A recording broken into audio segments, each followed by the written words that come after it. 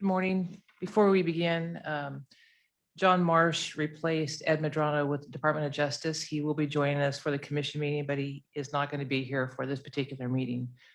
So at this point, I will turn it over to the chair, Mr. Long. Hi, Maria. How you doing? How are you, sir? Good, good. All right, where do we go here? Let's see. All right, this is a meeting of the Finance Committee. It should be relatively brief. If Committee Secretary could call the roll. I'm not sure. Is that Katie? Yeah, hi, Katie. Good morning. Brazil. Here. Bowie. Bowie. Here. Doyle. Here. Long. Here. Marsh. Ramirez. Here. Thank you. All right, we have a quorum, so we may proceed. I've been asked to read the public comment portion. This is the time set aside for members of the public to comment on items of the agenda. I don't know that the subcommittee will have any call-ins, but I will manage the public comment in deference to the committee's workload. Up to 15 minutes is allotted at the beginning of each meeting for public comment on items on the agenda. If necessary, we can go longer than 15 minutes, but may have to limit it if it gets over. Members of the public who wish to speak are asked to limit their remarks to no more than 5 minutes each. Pursuant to existing commission policy, the chair may conclude the public comment period if multiple speakers are voicing repetitive statements and the 15-minute public comment period has expired. If there's anyone watching who would like to address the committee during public comment, please call into the number shown on the screen at this time. We'll take calls one at a time.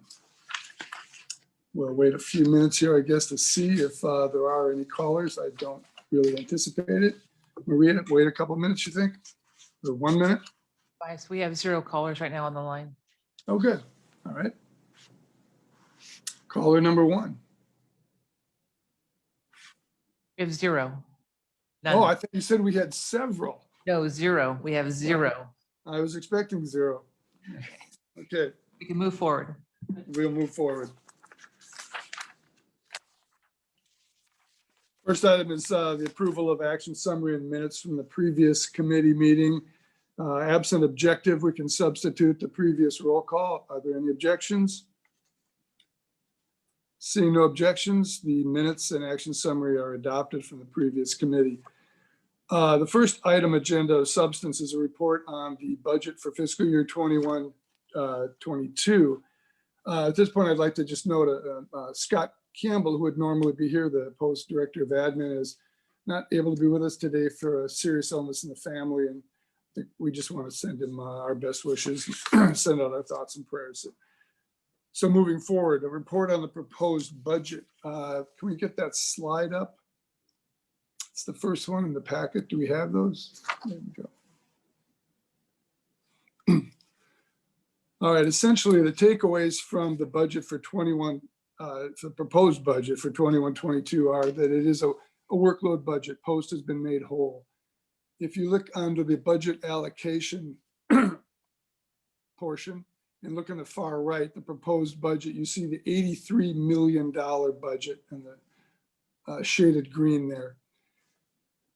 It is really the same budget basically as last year. There's a couple of things to take away. There's really a $10 million reduction in general fund support this year. It looks like $10 million in the governor's budget, but what it really is, it reflects the reversion of $10 million from the $34 million that we got a couple of years ago that post in the midst of the COVID crisis and so forth, reverted back to the general fund. So no harm was made to post, no harm going forward. It's really a technical reduction of $10 million. The other points, 2 points to make are that if you look at the revenues, which don't show up in this slide, Post received another $1.5 million from the state penalty fund, which is a minor amount, but still helps make Post whole. Those are probably the biggest. Oh, the last thing is, if you look in the very bottom, their total post budget authority, the 81,624, that also reflects a reduction of $1.4 million. All state departments basically took a hit of about 5% to reflect reductions largely for the relating to COVID and the budget difficulties from that point. In Scott's absent, Tracy Contreras is here. Tracy, do you want to add anything, or is that John? I'm not sure who's commenting on this, if it's John or Tracy, if anyone would like to make further comment. I believe you covered everything in this slide. Okay. So the takeaways again, really for the budget are the post is made whole. It's a workload budget. If you look at the governor's budget, you will see there's a $10 million reduction in general fund, but that is essentially a technical reduction, excuse me, that ties to the reversion from last year. And then that 5%, $1.4 million hit, and then a very small bump from the state penalty fund. And that would be it for number 3, the proposed budget. Any questions on the proposed budget for anyone? All right, seeing none, we can go to item 4, report on projected revenues. John or Tracy, is anyone, this is the slide we show all the time, which is just the inexorable slide of the state penalty fund. As you can see, it goes down, down, down. As we say every time we meet, that all that shows is the need for ongoing general fund support. There's no reason to think that this slide won't continue, and hopefully our corresponding increase in general fund will continue as well. John or Tracy? Any questions? No, you covered everything. All right, then I'm not sure, John or Tracy, on number 4 or number 5, a report on the previous fiscal years. Would you like to walk us through that very quickly?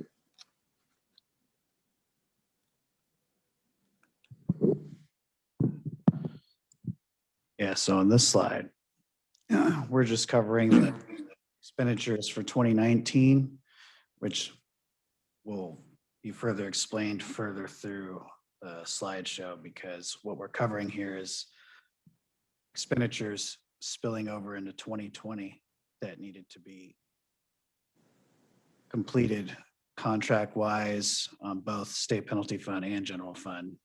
So what we're highlighting here is the ongoing expenditures that were accumulated into 2020. That's it for that. So the next slide would be the report on expenditures, I believe, for 2021, John?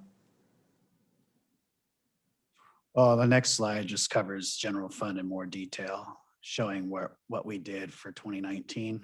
We did end up, out of that $20 million in use of force local assistance, we ended up giving back 15 million because that was part of our deal from COVID-19, and was to give back to the general fund out of 2019 and in other funds in 2016. Then we're covering 2018's general fund, which shows that augmentation of $10 million. So we had an existing 25 million given to post in 2018. We augmented 10 million for distance learning training.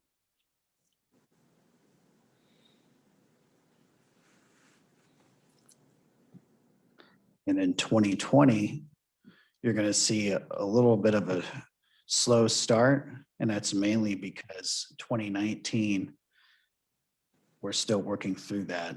Most of the contracts were extended into December and March of 2021, or 2020 and 2021.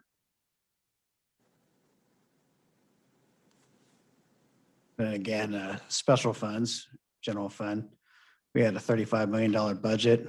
We've expensed 9.3 so far. So we're warming up, we're getting better. We're getting on track as far as rectifying 2019 and getting into 2020. And you'll see it here again with local assistance. TRRs processed for 1920 were 75,000 processed, $21 million. As of February, we processed 30,000 TRRs for FY 2020, giving us 5.6 million. So as far as TRRs processed, we're about at the halfway point of what we processed in 2019, but the expenditures are far lower, mainly because the TRs that were processed the prior year were a combination of other backlog years. And then as we, But, yeah, we don't need to do, let's hold off on the contracts, right, John? okay, Or so that we can move to item 7. Is that where you were heading, the report on contracts for 1920 and 2021? And I think, John, excuse me if I'm wrong here, but the only thing we need to do here in terms of reviewing the 1920 contracts is look at the executive development vote for a vote, that change. That's correct. We have a request to amend the executive development course. Could you walk us through that, please?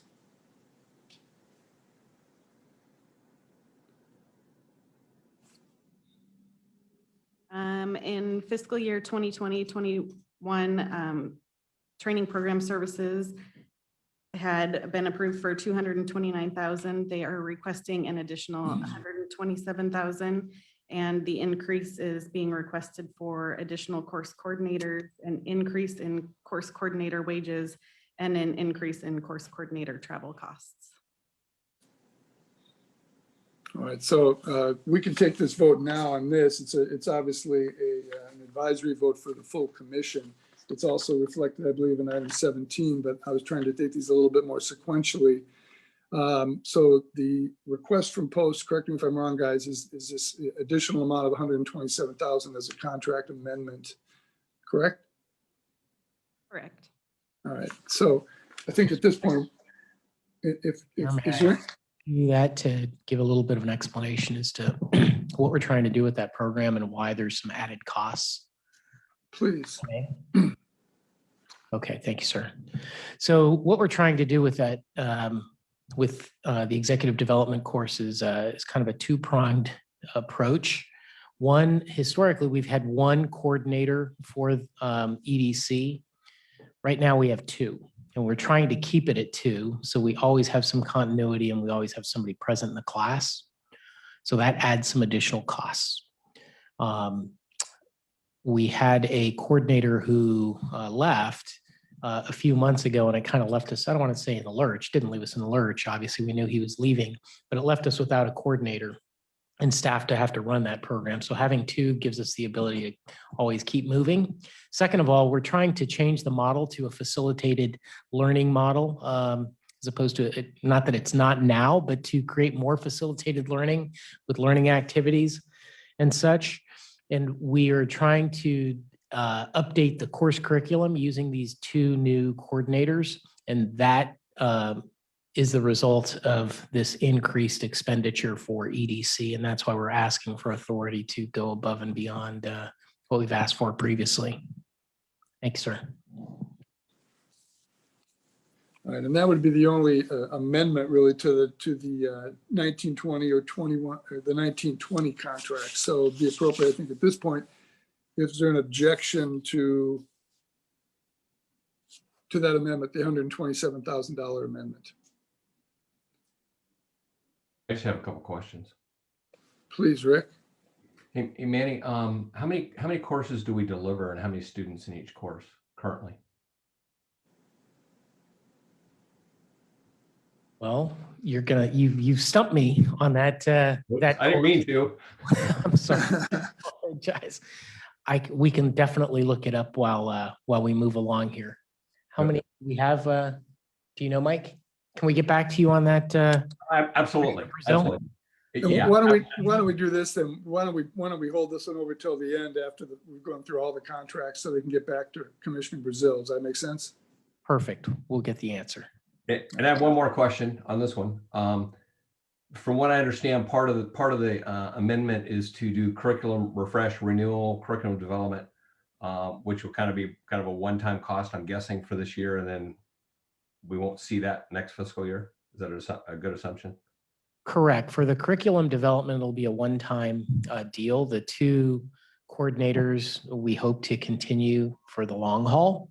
There are some added costs for the two coordinators that I didn't go into great detail on, but one, with a lot of our contracts, as many of you know, there was legislation AB 5 that required certain costs be paid for by an employer for health benefits and other things. That was taken out of their salaries or the normal rate that we were paying. That was taken out by the presenter. So we're trying to make that whole with all of our training courses to bring them back up to the normal levels.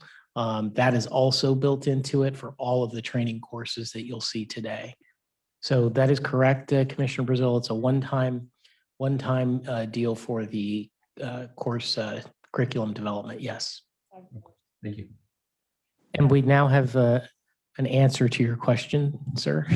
There are 5 presentations of EDC per year, and there are 25 students in each class, and the course is 2 weeks long. It's an 80-hour course. All right. Thank you.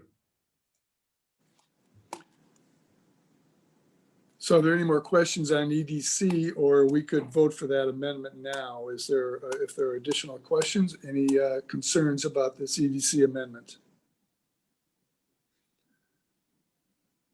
We get a motion on that amendment? Move Brazil. Second Doyle. Can we call the roll, please? Brazil, Yes. Bowie, Yes.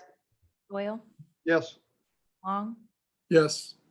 Marsh, Ramirez. Yes. All right, John, I believe the next slide would, number 8 would be the contracts that are up, all of the contracts that are up for approval for 21-22. There it is.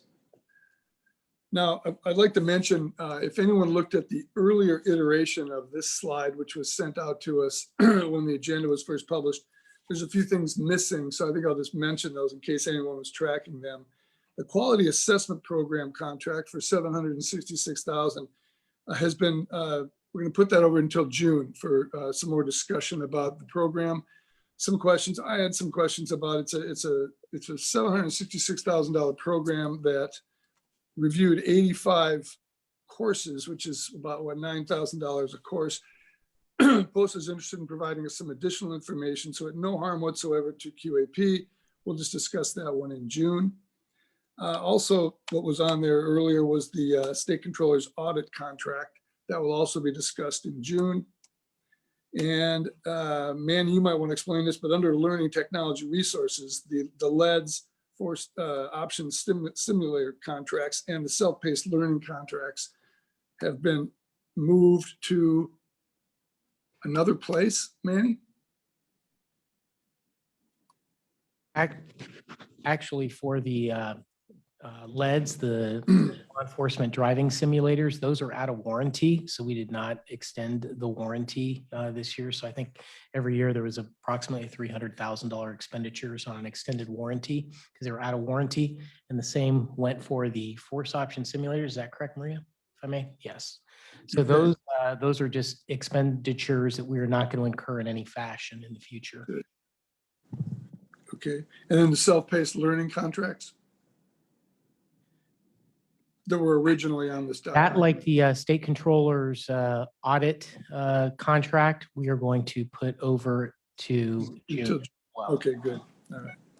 So just in case anyone was comparing those slides, it's why you see 7 here before you.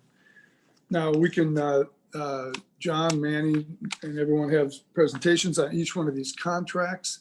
Would anyone like to raise any questions or issues about any of these contracts? Any questions at all? If you compare them to the prior year contracts, you'll see there are some increases, are relatively about a couple $100,000 maybe to SLI. Some other small increases, otherwise they're pretty much the same. Any comments or questions? I have a question. Can you hear me? Ms. Bowie. Yes. I wanted to first say thank you very much for that presentation on the new FOSS machines yesterday. Several of us attended that and were able to experience it live. That was pretty fantastic. So related to these machines, and you just mentioned something about the costs of the warranties no longer being incurred for the old machines, but with these new ones, my question is whether or not we are, since the old machines cost so much more than these $50,000 new ones, are we going to be buying more units based on the amount allotted for this equipment? Or are we going to be are we just buying a specific amount and then the rest of the funds would go somewhere else? Right now, Commissioner, we have 50 that have been slated to be purchased for the state of California with a pending 20. That is still not going to utilize the entire $5 million that we have allocated to us. We are trying to get that money carried over into next year if we possibly can, but it takes some legislative juice behind us to do so. So we can utilize that money for improvements such as a haptic vest. That's what's be coming into play in the fourth quarter. Otherwise, that money will revert back to the state of California, but our warranty is good for 5 years at this point. So we are trying to utilize all that money, but due to the whole COVID issue, we've been a little bit behind with the construction of and the building of the machines back in the Midwest. So everybody's been affected. So we're trying to trail that money a little bit longer so we can get a little bit more equipment. Gotcha. Well, I don't want to draw this out too much, but I did have one more question related to the simulators, if I may. You know how things, technology changes really fast, and it seems like we're always updating our phones every 2 years or so. Even though these machines are warranted for 5 years, I mean, is there going to be a cost for upgrade to the system or to upgrade the software that's built into this cost? It's not built in, but I'm sure there will be some additional costs that come down that we're willing to shoulder at this point. And again, you have to jump at some point. And I think in 2 years, the technology will be far better than it is now. But the individuals who are working with, we are the first ones in the United States who are utilizing this technology, and everybody else is falling in behind us. And I do believe that we have the kind of reputation or the relationship with these individuals that they're going to do whatever they can to keep us in the forefront. So I'm sure they'll be working with us to implement any kind of changes that they possibly can. Great, thank you. Thank you, Commissioner. Are there any other questions or comments about these 7 contracts? Post staff is prepared to give us presentations on each of them if anyone would like to go into more depth. Otherwise, we could vote an advisory vote to the full commission for today. We can vote on them in mass, or we can vote on them individually. Anyone have a preference or a concern? If not, we could take a motion for an advisory vote to the full commission. If anyone would like to make a motion on all 7. Doyle, I'll make a motion on all 7. Is there a second? Ramirez. Please call the roll. Zill, Yes. Bowie, Yes. Doyle, Yes. Long, Yes. Marsh, Ramirez. Yes. Motion carries. Advisory vote is approved. I believe that is our last item of business. Number 17, we've already dealt with the executive development course. Are there any other comments or questions? And we have nothing from the public, correct, Maria? Bias, do we have any callers? No, we are clear. We are home free on that front. Under old business, no old business. Under new business, no new business. Any questions or comments on the finance agenda? If not, we are adjourned and having a cup of tea until the advisory committee starts up at 10 o'clock. Thank you, everyone. We are adjourned. Take care. See you later.